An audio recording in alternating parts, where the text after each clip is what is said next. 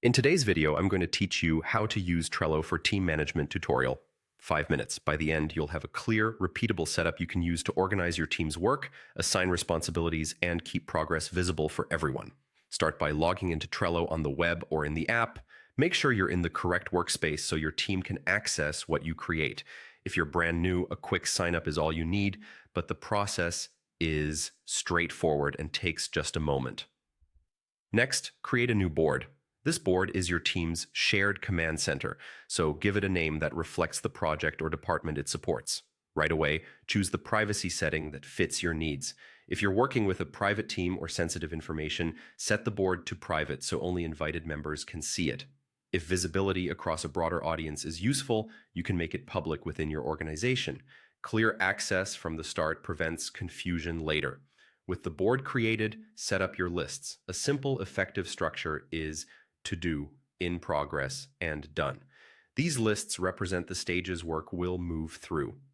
Keep the number of lists focused so the board stays easy to scan. You can always reorder or rename lists as your process evolves, but starting with these three gives you a clean, universal workflow. If you manage by role as well as by stage, you can use lists to represent job titles. Under each list, add cards that describe the responsibilities for that role.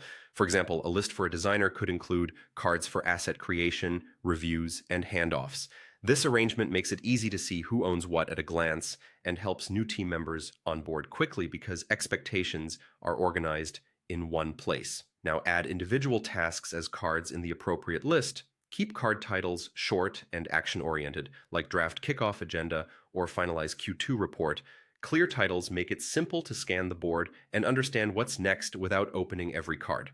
Open each card to add detail. Use the description to outline goals, scope, and important context. Add a checklist for subtasks so progress is measurable and nothing slips through the cracks.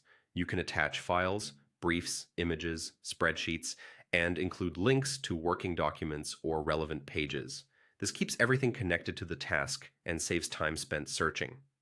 Assign responsibility by adding team members to the card. This makes ownership unmistakable and ensures the right people receive updates. If you need to loop someone in or request an action, use an mention in the card's comments. Mentions notify people directly and keep the discussion tied to the task, which is far more reliable than scattered messages elsewhere. Add due dates to manage deadlines. Set a date and time so everyone knows when work is expected to be finished. Trello can display these dates visually in calendar and timeline views, which gives you a schedule-like perspective of your tasks. Use the calendar to spot conflicts and the timeline to see how work overlaps across weeks. These views are especially helpful during planning and status meetings. If you prefer to manage capacity and responsibilities at the person level, there's another structure that works well. Create a list for each job title, and within each list, make a card for each person. In that card, add the person's photo, outline their core responsibilities, and include estimated weekly hours or availability. This setup helps you balance workloads and clarify who handles which functions. As priorities shift, you can update each person's card with notes, attachments, and checklists, and keep a running log in the comments so history stays visible. As you work, move cards from to do to in progress to done, or between role-based lists, so the board reflects reality. Encourage the team to keep card descriptions, checklists, and comments up to date.